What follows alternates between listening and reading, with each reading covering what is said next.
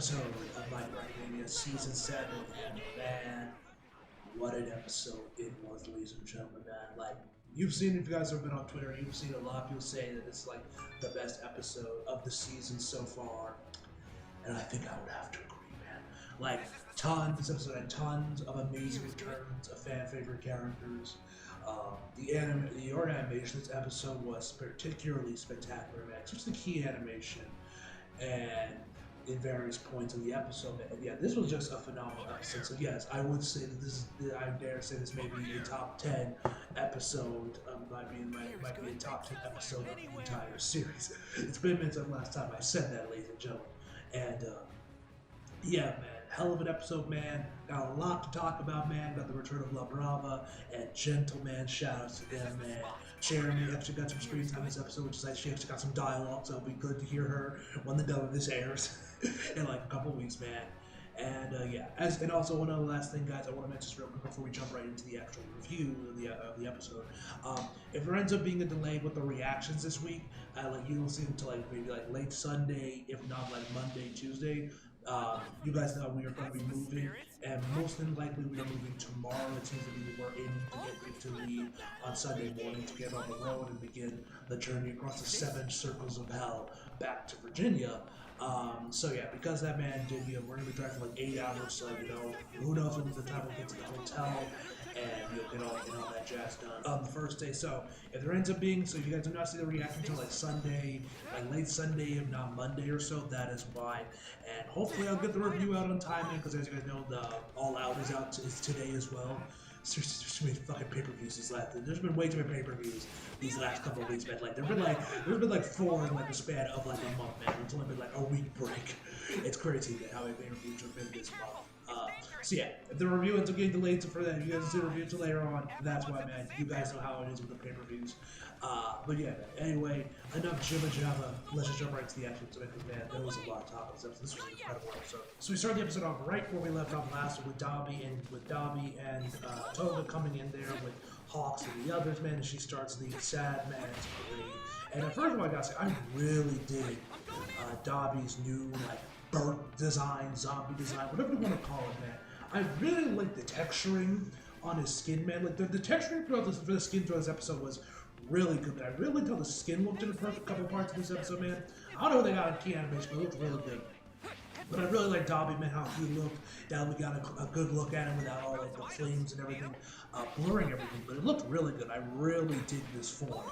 And so we see, of course, Toga unleashing the Twice copies and everything, man.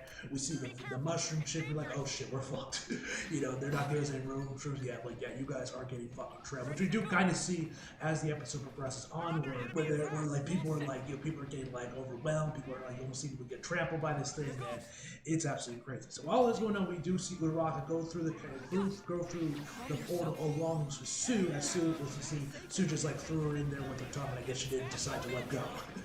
So of course, Uraraka once again declares that I have been talking about romance with you, and then Toga tells her to stop pestering her. There's no maiden of love here anymore, hero. And once again, Toga Seiyu, man, she sounds amazing right now. I'm very curious how Leanne is going to sound when the dub gets here, man. And once again, they replay the audio. They're like, "Will a butterfly and like flap its wing in Brazil cause a hurricane in Texas?"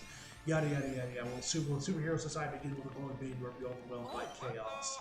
Once again, the key animation here looks really great. We see Dobby, we see Twice, Toga, Uraraka, and of course, All For One himself, and he looked absolutely amazing here. So after that, we then back with Twice. Like I said, we see just the doubles, just overwhelming the heroes as we see everyone. And we also get to see Pixie, I believe is her name, from the Wild Wild Pussycat actually speak in this episode. So yeah, you guys remember that she made an appearance in, I want to say it wasn't the first episode. It was like one of the earlier episodes, right at the start when the war properly started off. And I was like, hell yeah, man, Cherub is giving some dialogue this season, man. And we didn't hear her speak throughout the rest of the remaining episodes up to this point. So I just figured, okay, she's not going to speak. She's just going to be there in the background, but Cherub is not ever going to get actually go into the booth to voice her. Well, I was wrong, man, because this episode she actually does speak. So that was nice to see that. Good to hear Cherubim back in Hero Arc once again when the dub gets here. And she says to get behind the earth wall. I don't know if that's like her quirk, I forget what this chick's quirk was, but like get behind the earth wall and everything, man. So it was cool that she actually got some dialogue this episode, so that was nice. Anyway, not Toga, Uraraka manages to regroup with Jiro, and I don't know if she like used her quirk on her, because like you can see Uraraka grabbing her hand out to Jiro, and Jiro grabs it out, but we don't hear the dong. Now if you do pay attention, you can see that Uraraka's thumb didn't touch it, so I guess they just held hands to try to get them closer or whatever. I'm not exactly sure what the point of that was, if she was going to use her quirk to like keep them floating or whatever. Of course, Uraraka and Sue are concerned with the fact that she possibly lost to Nier. I don't think it still hasn't been confirmed whether or not she like fully lost her or just severely damaged. She's like, oh, don't worry, this is all I get from fighting the Demon Lord. I think I'm pretty lucky. And then we head over to Endeavor as he's now fighting off all these twice doubles by himself with just one arm, man. It's kind of nuts. So Endeavor notices that he has the same like X shape on his chest, the same attack, so he thinks he learns the same move that from Todoroki that Dabi's now learned. Phosphor, he's asked like what happened to Todoroki. And of course he tells like, oh, I wanted to bring him as a gift, but he is too strong. So now my cruelty will not come true, but even still I will take as many things that are important to you trying to protect that. So Dabi, he's still gonna try and kill Endeavor regardless. All for one, man, he is of course loving this. Every casting, not just everything is falling into place for him, and everything is just working completely as planned. So he like leaps into the air, rushing to try to get to Shigaraki, but Hawk stands in his way as he activates a shield that I think he blocks. I'm not entirely sure.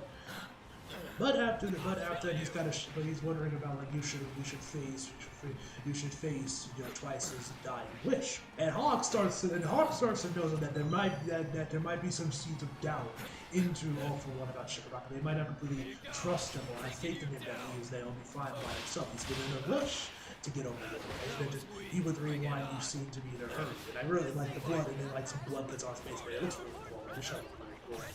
He says, you don't trust Shigaraki? And All For One, of course, prays him, saying, like, you're quick to understand. Yes, I do. He is not still completely there in the truest sense. There's still a reason why he needs me like this. And that's when Hawks tells Endeavor that at this rate, the plan to like keep them all separate has completely failed. At this point, man, you're gonna need to take care of Dabi. So, and of course, Endeavor, isn't 100% happy going against his son. As he mentioned before, he couldn't. That's the reason he couldn't fight Dabi before. Is that he just couldn't. Like with everything going on, man, he just can't. It had to be Todoroki to do it instead. And of course, All For One, once again being the troll that he is, says, "Oh, how mean to say it to a man with a missing arm about to pass out." I love All For One, man. He is such a fucking troll, man. He is such a amazing guy. And right here, man, this is one out of this. Right here, man, guys, the key animation of Hawks right here, man, looked absolutely fantastic. And he was also asking about if he was abandoning his duty. And Hawks tells him to shut up. You've already lost to our number one hero once. He isn't abandoning it. And we get this really nice shot of Hawks. This really like determined look on his face as he says this to All For One, man. Look to me, he's like, Noah, I might try and put this on the thumbnail, man, if I can. Because this is an amazing shot of Hawks, man. I love this shot of Hawks. And then we get back to Endeavor where it says, my duty, this time I will just watch it. And we get this really nice shot of a close watch on Endeavor's eye with the reflection of Toya, or Dabi, excuse me, charging right towards him, and that looked really, really nice, man. So that's when we pick up, so that's when we get back over with Izuku and the rest of Class A as they fighting off against Kurogiri and the Twice clones, which managed to take them all down. I'm sure somebody's gonna bitch about this, oh, like, what the fuck, this is all still frame, no. I don't care, man, it looked really good, man. And plus, the animation we got right after this one, like, who cares, man? But I like this. I like this was done with still frame, man. I like it. They looked really nice, man. I like this part of the episode as well. So, and I like how this was directed really well too.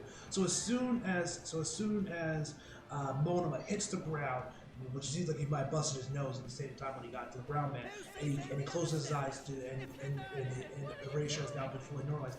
The colors start to invert right here, man, as we get over back to Shigaraki as he starts to transform, and then we get a shot of Izuku as we see a reference to the OP, I believe it was 11. The season 6 one, the one that I think Nakamura worked on that one. It might have been a different anime. It might have been Yuta. I might be confusing it with another animator, but I think it was Nakamura. It might have been Yuta something. I'm slipping the dude's name. So it was one of those two men. Anyway, the scene where you see like some like creature like coming out of the thing, like that's what we get. That kind of rep. We get like a little callback to this right here as we see a literal chest burster burst out of Shigaraki. Like look at this thing. You look at this creature and tell me the teeth and everything, man. You tell me that doesn't look like a chest burst, man. I mean, I knew it was on some of the alien references, man, and this definitely confirms that it was indeed meant to be a reference to the chest bursters from the Alien franchise. So by this point, man, everything's fucked. The system is shut down because you got Skeptic, as we see a little bit later on, like hacking into the system, man. The confidence guy itself is falling down, slowly descending to the ground, man. You also see that somehow Garaki got out. I'm not sure when that happened, man. I don't think we ever saw him like escape the prison cell, but I guess maybe during the scuffle with Shoji, that's how he got out, man. I'm not entirely sure. I don't think we ever saw how he got out of that prison cell he was in like the first episode. So Skeptic, man, he is having the time where he's like hacking into UA system, saying, "Fall, hero, this is about going off with the flames of revolution," all that shit, man.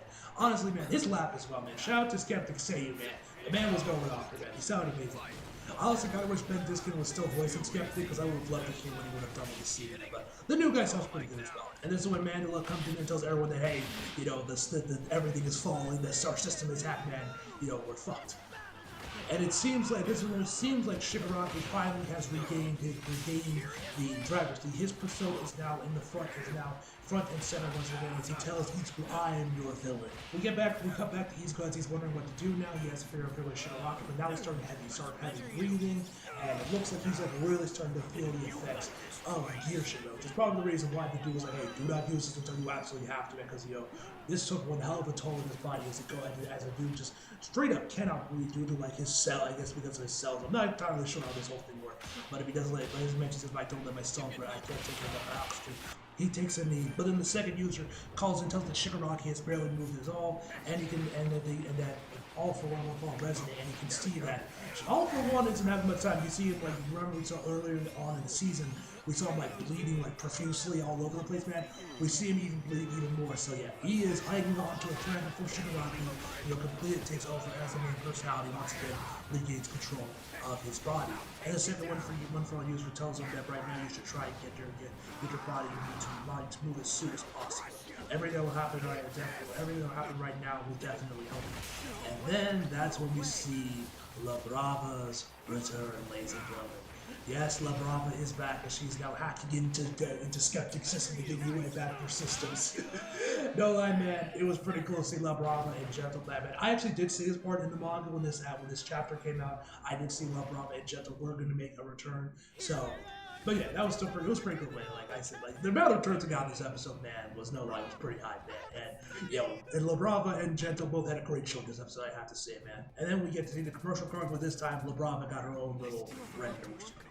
And now La Brava is now happily clacking away, which actually, I forgot to mention, but if you were actually listening, I don't know if you could hear about having headphones on, but if you were like literally listening, you could actually see that her clacking of her keyboard actually continued into the commercial cards. To Izuku, you could hear it going in there a little bit before it was like cut off there, or the audio went out there, which I thought was kind of funny. And it seems like they actually had I forgot the dude's name. The second All For One user, Seiyu, who you guys know voices Jotaro, who was easily my favorite Seiyu ever, because, Gotaro. I'm pretty sure they actually had him with one of these random side characters, because I could hear like, when he says like Gun, he's requesting background. It sounded like him, so I think they might have also had him like, after he finished up his lines, like, "Hey, yo, bro, you mind doing some background characters real quick while you're here?" He was like, "Sure."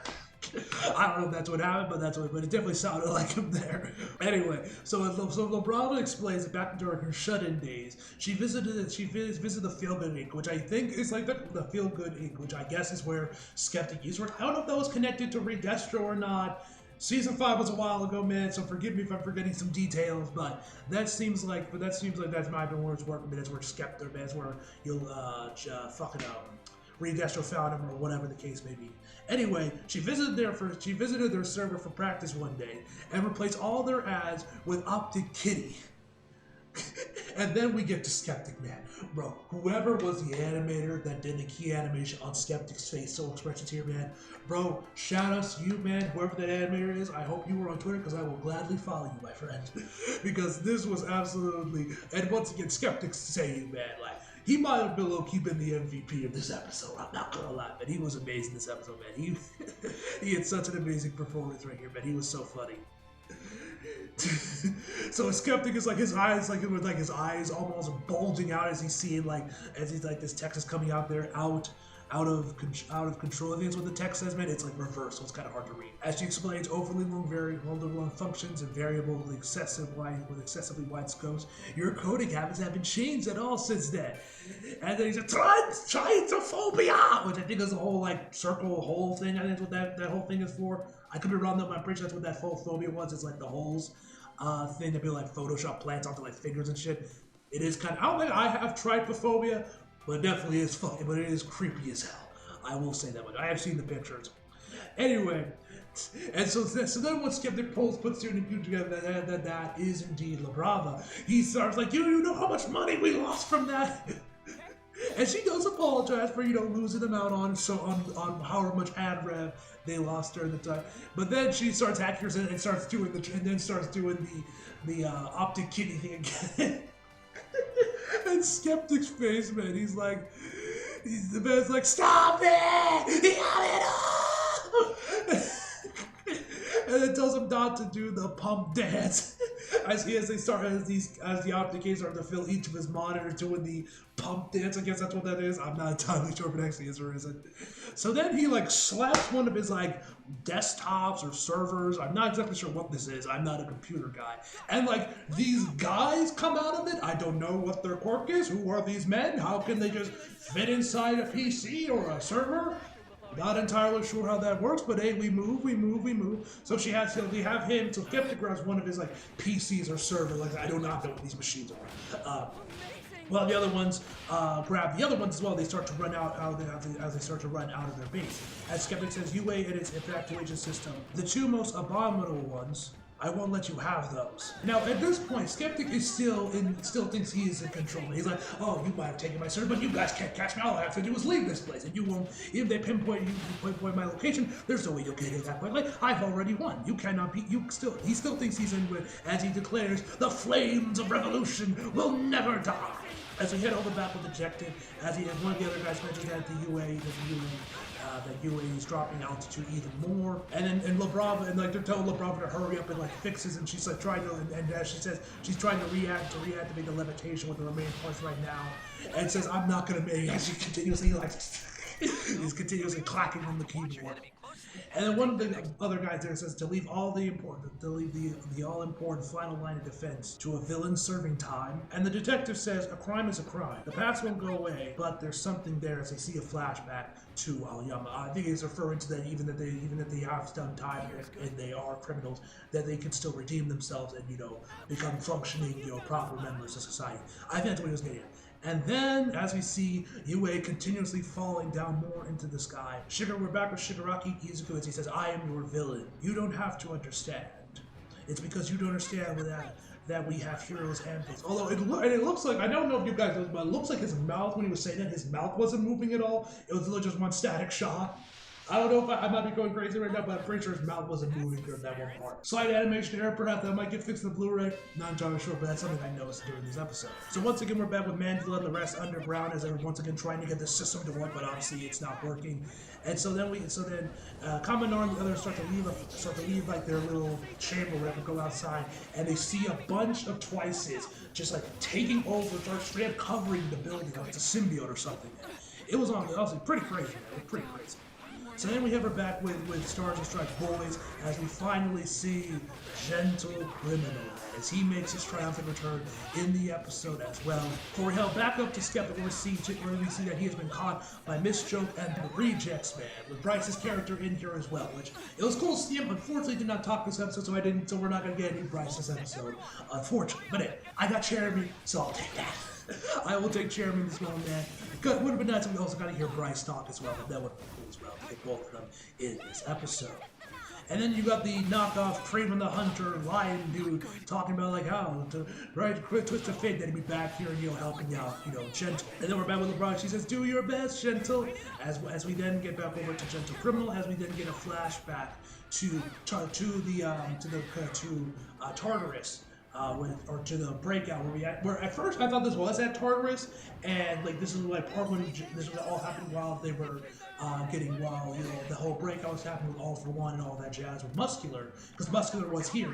But it seems like Muscular just went from one prison to another to like take out the guards there to like so that the inmates could escape, or at least help out there to start so the inmates could escape. Because he eventually just goes on a helicopter and just bounces. So I'm assuming that what happened, he just went to prison and just took out the guards and to get them so the prison breaks at the other prisons can happen as well. So all this is happening. Muscular takes his lead, and then eventually they're like, "Wait, seriously? We can just leave?" Oh hell yeah! One guy says like, "Oh, I'm gonna get the guy that snitched on me."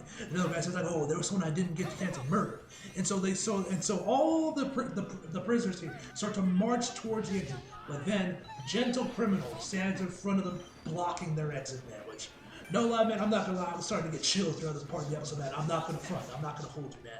This part of the episode, man, was fucking awesome, man. And I gotta say, yo, shout out to Gentleman. He had an amazing show in this episode as well, man. And the criminals, of course, like, what the fuck are you doing, bro? What's wrong with you? Why are you just standing there? And he tells them to wait. We get a flashback back to the detective dude saying, like, people that don't want to say their dear life, either don't want them, or they're too impatient to wait for the results. And Gentle says, I made a mistake in the path I took, and I didn't have the courage to stop. And he asks them if they're okay with this. And they're like, moron, of course, they all charge after an attack Gentle. And he says, and as they're charged, he says, I want to become someone who can show them a bright future. As we see him start to tear up as they charge after him, we cut over to, I guess, the midday or the early morning or whatnot. As we find out that out, like, I think the dude said 7 prisons that were attacked. Gentle's was the only one that didn't have any jailbreak. And as we can see, he took down all these guys seemingly himself. All by himself, which, no lie, man, if there was one thing, if I had one issue with this episode, man, this was like basically a perfect episode, man. Like I said, I was getting chills throughout this part of the episode as My View it slowly starts playing here, man. Like, oh my god, it was amazing here, man. If there is one little flaw, I do wish we got to see Gentle actually fight these guys alone by himself, man. I think that would have been the cherry, especially with Mike Hughes playing, bro. Hey, no lie, bro. Your boy Mom actually starting to get a little emotional there, bro. I'm not even gonna hold you. That song playing, bro, shit. That song, man, that song got power, man. That is one song that'll probably easily make you tear up, man. Mike Hughes is such an amazing song. No wonder they keep using it, man, because it's such an incredible song, man. But yeah, I do wish we did get to see Gentle actually, also, sorry guys if you guys can hear the creaking of the chair I'm in right now. Like I said, I don't got my chair anymore, so I got to I gotta find whatever chair I can find to, to actually use this for. But anyway. So yeah, this was amazing. I wish we got to see Gentle actually fight these guys. That's my only flaw with the episode. Now, there was also one other flaw with the episode, but it wasn't with the episode itself. It was with Crunchyroll subtitles, which we'll talk about that in a sec. So we see Gentle, he's bouncing up and down Tia's ability to, and then once he starts, I think when he got like enough power in his jump forward. And also, one thing I forgot to mention right before we get cut back to where we are currently, the dude asked him what he wanted, and he wanted to see La Brava. And La Brava says, if you're happy, then I'm even happier. And then she says, absence makes. And then he says something else, and there's straight up no subtitles playing. Now it did play, but it was like way later on, right when Gentle does his attack, man. Now, some of you guys may have saw, if you guys are on Twitter, that Crunchyroll has been having some weird issues with their subtitles lately. I don't know if they fired their time coder. I don't know what the fuck is happening with their subtitles, because some of the shows have been having subtitles that have been like really out of sync. Tower of God was probably the most egregious example of it. My man Platinum posted about it on Twitter with I think it was a 6th episode aired, not entirely sure. But that episode there were multiple times where the subtitles were just completely fucked, man. Completely out of sync. Characters be talking, there'd be no subtitles, then when they weren't talking, then we get the subtitles, man. It was a whole thing. So, but I thought Hiroaka was never going to have a because this was obviously one of Crunchyroll's flagship shows for this. So obviously you would think they would get they'd be getting the best translators, their best time coders, the best they got on this show to make sure everything goes smoothly. Well, apparently not. Hiroaka has been a victim of this as well. There was also another line in the episode, I didn't mention this before, but I'm just remembering it now, where it looked like there was a spelling error in there because the line itself made no goddamn sense. I was like, what the fuck? I don't know if it was supposed to sound like that, if it was like that in the manga, but there was another line that looked like there was a spelling error because it didn't really make much sense. So, yeah, there was definitely someone was asleep at the wheel at Crunchyroll subtitling this episode. But yeah, So yeah, that was a thing, man. I didn't think Hiroaka would get it because, like I said, this was one of their big shows this season, but I guess Hiroaka became a victim of it as well. But anyway, back to the episode. So Gentle leaps into the air, and also, by the way, this was Jason Yao's cut as well for the episode as well. And you can definitely see why, man. The impact frames were amazing. The animation here was spectacular. He did the animation up to when, right after the attack was at the 42. I'm looking at my Sakura Academia right now, just so I know. Right after when he does the jump. That was Jason Yao's cut to there. And the rest of the cut, when he's actually stopping it, was done by Akira Iwamoto, if I'm pronouncing it right. So those are the two animators behind this cut, man. Shout out to my Sakura Academia for that, man. But yeah, man. He leaps in there and he said, and he unleashes, and that's when we finally got the subtitle for this missing line. As he like stands his heart and like calls out the attack, Gentle super low, and manages to stop the Calvin in the sky from falling, as he's also wrapped the thing up in like one of his like trampoline air cushion thingies. And like by this point, my view is just full on play, man. Like I said, this was such an amazing moment here, man. As he says, "Young man, are you still fighting for the sake of someone's smile?" And then we get flashback back to season 4 when we found out about his origins. When he said, "Back then, I want to help someone who had fallen, but of course, got him killed." That was a crazy episode, man. There was no lie in how I felt. And then he finally managed to stabilize, and everyone's like, what the fuck's happening? What's going on? And then Mandela sees that there's like an air cushion stopping them, and then the air turns into a trampoline. Izuku turns over and sees Gentle, and he starts crying, and Gentle starts crying. He says, "I just wanted to help." And man, this was such an amazing moment, man. Gentle finally got to become the hero he always wanted to be, man. And he's crying, Izuku is crying, man. I wasn't crying, but I realized I wasn't getting a little emotional, man. Like I said, I was getting chills, man. This was such an amazing part. So, but unfortunately, our moment is cut short by Jumbo, or whoever the Blackwood guy's name is. He's like, "Hey, kid, this is bad." And then Shigaraki starts moving, and then slowly he starts moving his hand downward to touch the ground and destroy. And also, the animation here looked really fucking good too. Like whoever, actually, hold on, I know who did this cut, man. Hold on, let me pull it up. It looked like Miyu Nakano, if I pronounced that right, who was the animator that did the whole head animation here as well. So shout out to her. This cut looked absolutely amazing. So then, right as Shigaraki's about to touch the ground, BAM! We got Lady the God firing off her bullets and blast off his arm, and then fires him another shot as well. And then we head over back with Labrava. As the detective says, villains are still human. We need to look at that part of them. To borrow words from a friend, as we see All Might leave the room carrying a suitcase. Now, what could be in that suitcase? I think we all already know what's in that suitcase. I am so hyped for that fight, man. I don't know if we're gonna get to see that, but they might just end it right before that fight happens, and they'll be like, "Fuck you! Wait till season 8 for that." If they do, y'all are some sick motherfuckers for doing that, man, for doing me like that. But I guess we'll have to wait and see. This could end on the nastiest cliffhanger imaginable, man. Depending on how much more gets adapted in these last few episodes we got, man. Like, oh man, I am excited for that. And we end the episode off with Lady Nagan also making her triumphant return as well. We also ended with also getting to hear her sound effect as well, which was a nice touch. And that, ladies and gentlemen, is where the episode ends. Phenomenal episode, man. A masterful episode, man. Easily, I would definitely say one of probably the best episode of the series, man. A possible top 10 episode of the series, man. And yeah, man, this was an incredible episode, man. And yeah, I ain't got much more to say other than that, guys, other than I'm excited for next week. Next week, we're going to probably get that iconic shot that I really like, man. So, I'm excited for that, man. I cannot wait for next week, man. And yeah, like I said, guys, this is going to be the final episode of the review I'm doing in this room. Next week, I might still be on the road, so we'll probably have to continue on with the change setups for Hiroaka review for this week and possibly next week as well. Probably for maybe the rest of the series, depending on how long it takes for depending on the show still airing once I get my stuff back, from the move and everything, man. But we move. The grind does not stop, man. I'm not gonna stop reviewing this show, man. Or hold off these reviews, man. I'm still trying to keep reviewing the show weekly as I can. And yeah, man. Anyway, guys, I have this episode of 10. I'm not slapping as hard as I because I don't got my desk anymore. I don't want to risk breaking this table out of 10, ladies and gentlemen. As always, hope you guys enjoyed the video. You like if you did, subscribe if you're new, follow me so you feel like it. Link subscribe below. And as always, come back for more. See you guys next time.